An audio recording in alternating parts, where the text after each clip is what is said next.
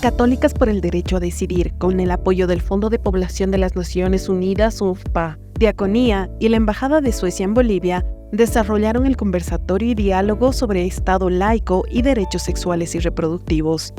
Un espacio que estaba principalmente dirigido a autoridades, servidores, servidoras públicas de diferentes instituciones del Estado y principalmente aquellos que trabajan con normativas y la promoción de política pública vinculada a los derechos sexuales, derechos reproductivos.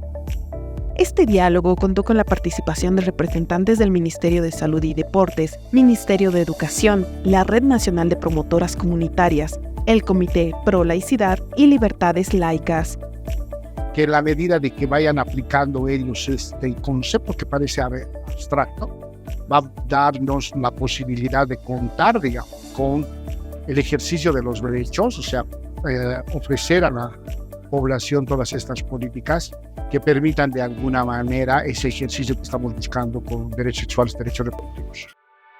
Es importante mencionar la definición de laicidad como un concepto incluyente que protege los derechos de los creyentes como de los no creyentes, permitiendo a todas las personas que posean convicciones religiosas, filosóficas o éticas a decidir libremente sobre sus creencias, convicciones fundamentales y de manera general sus planes de vida.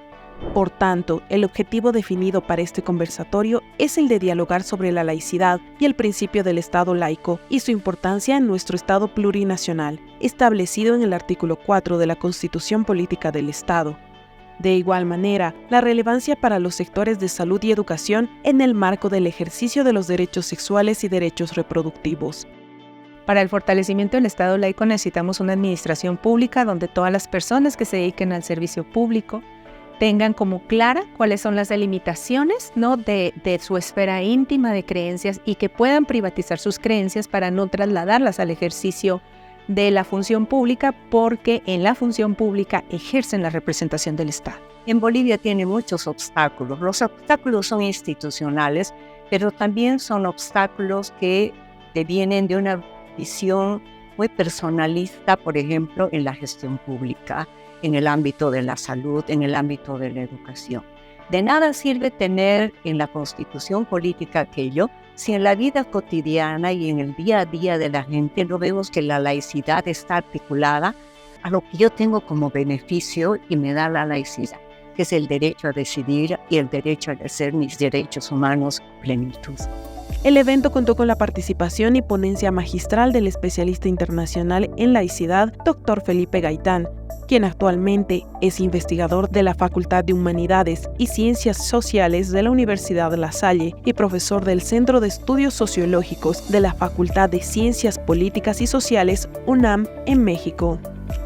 Lo que quise mostrar en esta conferencia fue los diferentes tópicos por los que hablamos de la laicidad, pero también más allá de la parte conceptual, fue cómo se operacionaliza tanto en lo público como en lo privado y cómo se relaciona con las políticas públicas, la normativa, la política en general y la cultura política. Es decir, al final de cuentas es un combo, que no solamente es un concepto, sino diferentes formas políticas y sociales sobre lo cual aterriza el concepto de laicidad.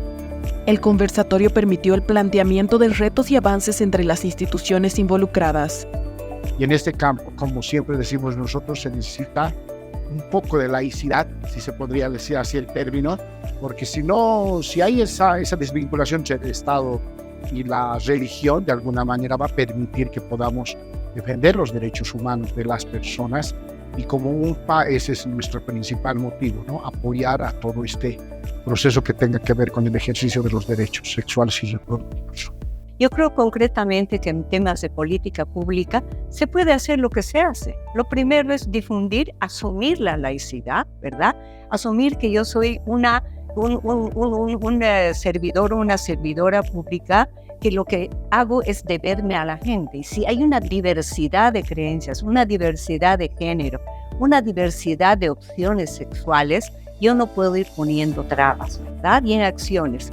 Yo creo mucho, porque soy pedagoga, en el ámbito educativo. Es el ámbito en el que más uno tiene posibilidad de intervenir, en el buen sentido del término intervenir, y creo que la educación laica y la educación integral para la sexualidad deberían ser temas que estén en agenda pública y de cara, ojo, al 2025. Es necesario que saquemos la discusión de la laicidad de tan solo los espacios de incidencia política o los espacios teóricos, es decir, que nos hagamos un lenguaje común en términos de laicidad como para que eventualmente vayamos reconociendo la necesidad de incorporarla a todas nuestras prácticas, que entendamos cuál es la separación entre una moral de carácter religiosa y una moral laica. Fue de esta manera que se llevó a cabo el conversatorio en un espacio que construyó a través del diálogo abierto, nuevos intercambios de propuestas para el intercambio de experiencias en el trabajo conjunto, para fortalecer un Estado laico en pro de los derechos sexuales y derechos reproductivos.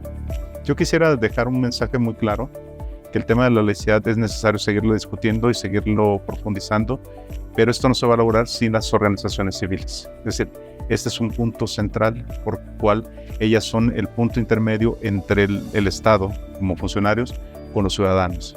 Entonces creo que en el futuro próximo vamos a ver un fortalecimiento de esta gama de la sociedad civil que va a exigir el cumplimiento de derechos, las obligaciones de los funcionarios, pero sobre todo en este paraguas de la laicidad para hacer una sociedad más justa y democrática.